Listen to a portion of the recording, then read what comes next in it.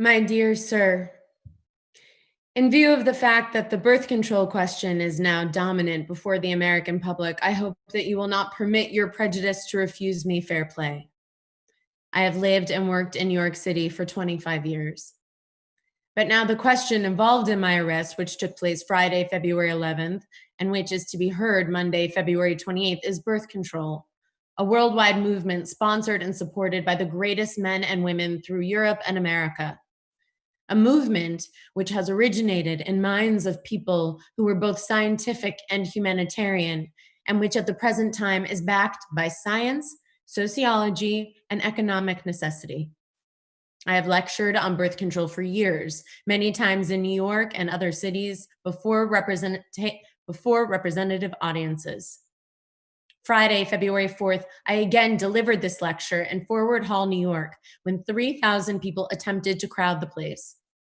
As a result of this popular clamor for knowledge on birth control, another meeting was arranged for Tuesday, February 8th at the New Star Casino. Again, an eager throng attended.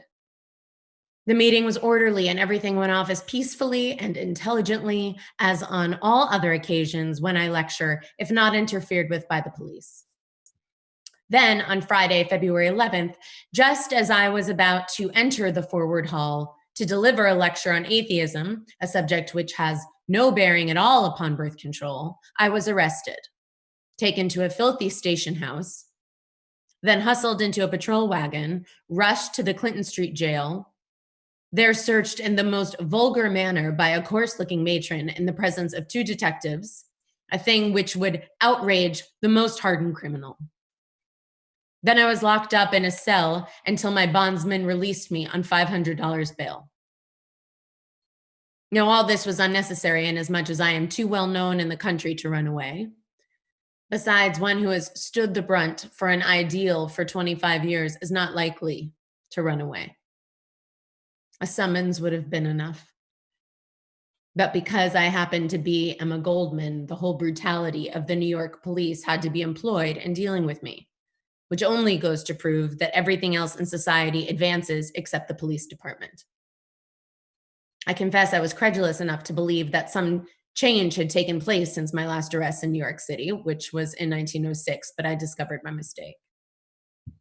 It is hardly necessary to point out that whatever may be the law on birth control, those like myself who are disseminating knowledge along that line are not doing so because of personal gain or because we consider it lewd or obscene. We do it because we know the desperate condition among the masses of workers and even professional people when they cannot meet the demands of numerous children. It is upon that ground that I mean to make my fight when I go into court.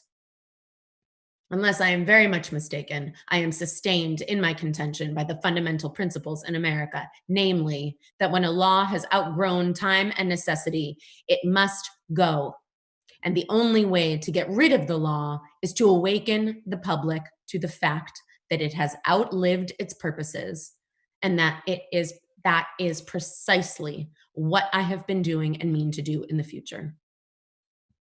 I am planning a campaign of publicity through a large meeting in Carnegie Hall and through every other channel that will reach the intelligent American public to the fact that while I am not particularly anxious to go to jail, I should yet be glad to do so, if thereby I can add my mite to the importance of birth control and the wiping off our antiquated law upon the statute.